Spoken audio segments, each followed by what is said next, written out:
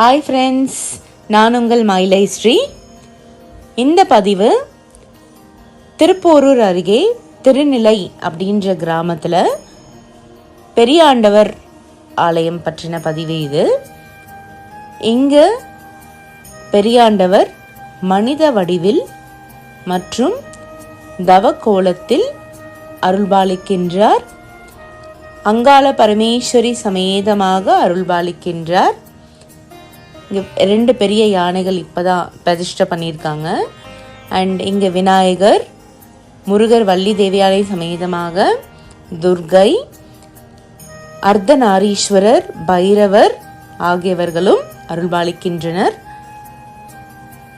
இந்த ஆலயத்தில் தவக்கோலத்தில் இருக்கும் பெரியாண்டவருக்கு பன்னீர் அபிஷேகம் விசேஷமானது.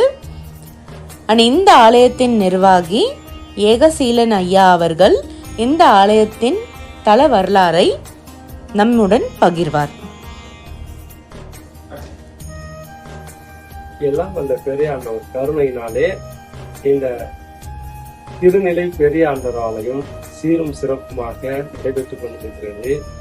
இந்த பெரியாண்ட ஆலயத்தின் வரலாறு என்னவென்றால், ஒரு சமயம் சக்தியின் சாபத்தால் சித்தம் கலங்கிய ஈசன் உலகெல்லாம் வலம் வந்து ஒரு நிலையில் திருநிலையாய் இருந்து தன் பாதத்தை வைத்து ஜோதியை காட்டி சுயம்புலிங்கமாக இங்கு வாழ்கின்றார்.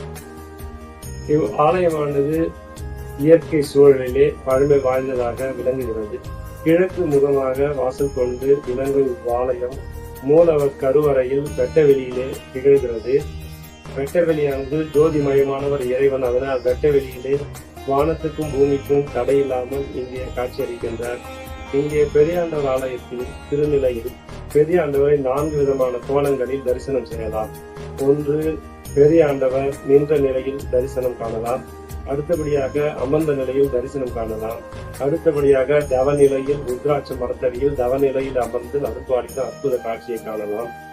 அடுத்தபடியாக மூலவர் உருவானவர் அங்கே மூலவருக்கு சுயம்புலிங்கமாக நின்று அருள்பாலிக்கிறார்.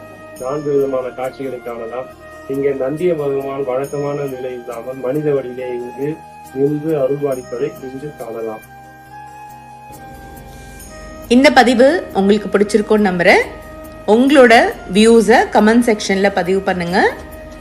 இந்த சேனலை சப்ஸ்கிரைப் பண்ணுங்க, லைக் பண்ணுங்க. மீண்டும் மற்றொரு பதிவில் உங்களை சந்திக்கிறேன். தேங்க்யூ.